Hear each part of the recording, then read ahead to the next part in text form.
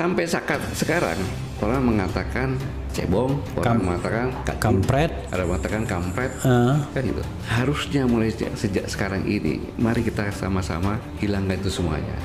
Karena di seluruh dunia, bangsa yang paling majemuk itu ya Indonesia ini. Iya. Kalau kita mengutamakan perbedaan, tinggal itu waktu aja kita selesai sebagai bangsa ini. Kalau ada orang yang ngomong cebong, ada orang yang ngomong kardun, itu bagian daripada proksi. Atau orang yang kualitasnya rendah, ya kan? Yang tidak tahu bahwa bangsa ini kalau terpecah itu akan hancur. Nasionalisme kita udah luntur, gitu. Ini berbahaya sekali, karena salah satu menyebabkan bangsa mati ini kalau terjadi pertentangan. Makanya salah kaprah, saudara. Kalau ada mengatakan saudara ngaji, kita nggak usah bicara politik. Kalau kita nggak bicara politik, nanti para bajingan yang main politik, saudara. Kalau umat Islam tidak berpolitik, nanti yang berpolitik itu koruptor, bajingan, orang kafir, saudara, orang-orang yang akan ngerjai kita semua. Subhanallah walhamdulillah wa la ilaha illallah. Ini semuanya kenapa? Karena terjadi kudeta konstitusi. Kudeta konstitusi. Ya. Jadi konstitusi yang di atasnya itu nggak dihargai lagi. Oke. Sudah dikudeta, sudah bukan lagi tidak dihargai, tapi sudah dikudeta. Gitu ya? Itu sudah ditundukkan. Dan itu terang-terangan terjadi. Gitu. Contoh gampangnya saja lah, Undang-Undang Cipta Kerja. Iya. Omnibus Law ya. Omnibus Law. Ya. Nah, pembuatannya sistem pembuatannya bagaimana, dari demo banyak orang segala macam kan. Tapi pemerintah ini eksekutif soal legislatif tidak peduli, gitu. Tetapi akhirnya Mahkamah Konstitusi menyatakan bahwa itu bertentangan dengan undang-undang yang lebih atas. Iya, undang-undang dasar. Dasar 45. Tetapi kalau umat Islam ditinggalkannya politik, kalau umat Islam meninggalkan politik, maka Islam akan dipimpin oleh orang politik tapi tak paham Islam. Itu kata Najmuddin Erbakan. Makanya dulu Buya Hamka berpolitik, Syekh Dr. Muhammad Nasir berpolitik. Ustaz Somad kenapa tak masuk politik? Saya tak paham politik. Tapi adik-adik yang ambil Fisipol, Fakultas Ilmu Politik, Ilmu Sosial Ilmu Politik, lanjutkan. Ustaz Somad, ya, saya mau mencalek DPR tahun ini Pak Ustaz. Boleh Pak Ustaz. Kamu mau jadi DPR? Ya, sanggup kau perjuangkan 3. Apa tuh Pak Ustaz? Kalau kau duduk nanti di DPR, kau akan perjuangkan pendidikan agama di sekolah umum. Yang kedua, buatkan perda syariah. Yang ketiga, perjuangkan Islam dengan politik. Insyaallah. Kalau ada mengatakan ini Habib Rizik ini majelis di Petamburan politik melulu ini. Saudara, kita ini semua makhluk politik. Artinya tidak ada satupun warga negara di negara manapun yang tidak tersentuh oleh politik. Ima dia menjadi pemain politik, ima dia menjadi komoditas politik, ima dia menjadi korban politik. Nggak ada nggak tersentuh politik ya. Buktinya bagaimana? Mari kita lihat. Kita warga negara. Saya tanya, wajib tidak tunduk kepada undang-undang? Kalau melanggar undang-undang dipenjara gak? Dipenjara. Saya tanya, undang-undang siapa yang buat? DPR. DPR lembaga politik bukan? Itu keputusan politik, saudara.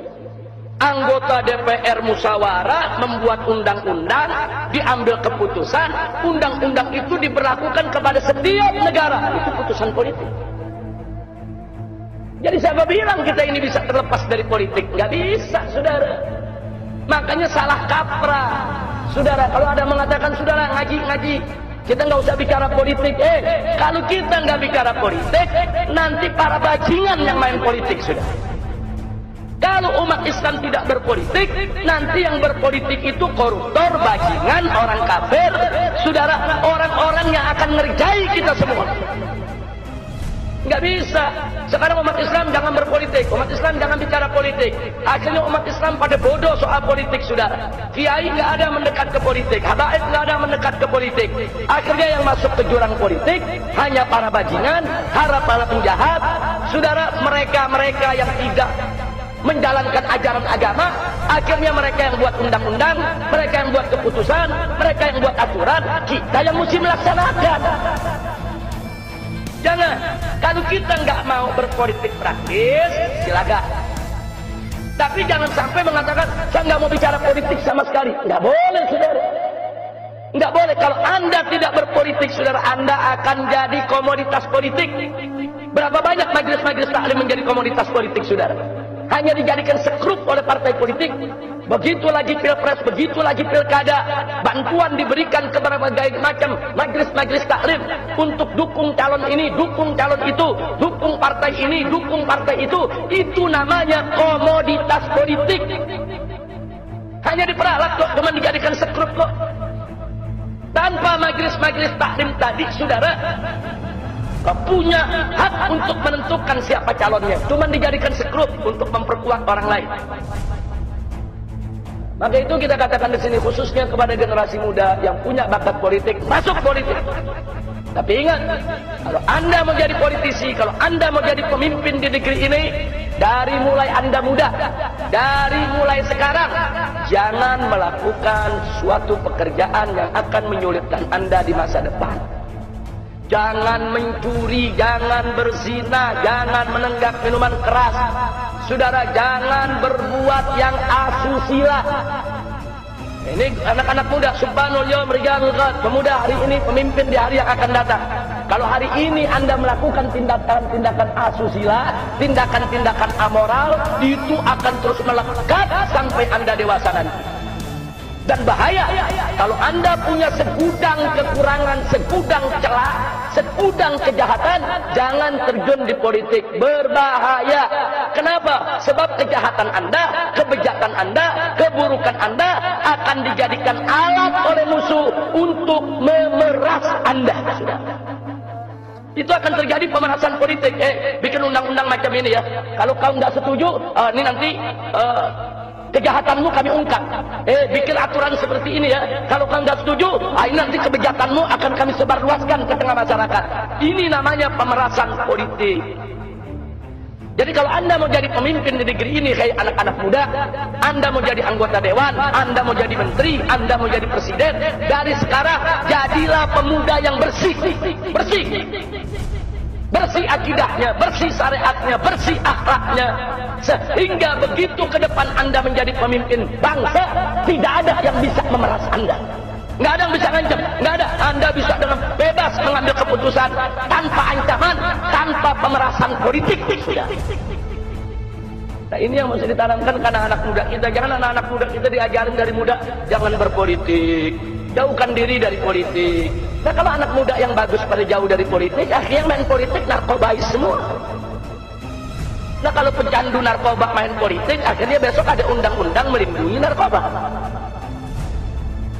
Jadi sekali lagi ya kawan, jangan sampai kita termakan. Saya tidak suka ikut partai politik, saya nggak mau ikut politik praktis, tapi saya tidak boleh buta politik. Harus tahu politik, harus ngerti politik. Bagaimana politik yang dimainkan oleh musuh-musuh Islam, sehingga kalau kita tahu langkah mereka, kita akan melakukan langkah-langkah untuk mengkanter dan melawan kejahatan politik mereka ya kawan.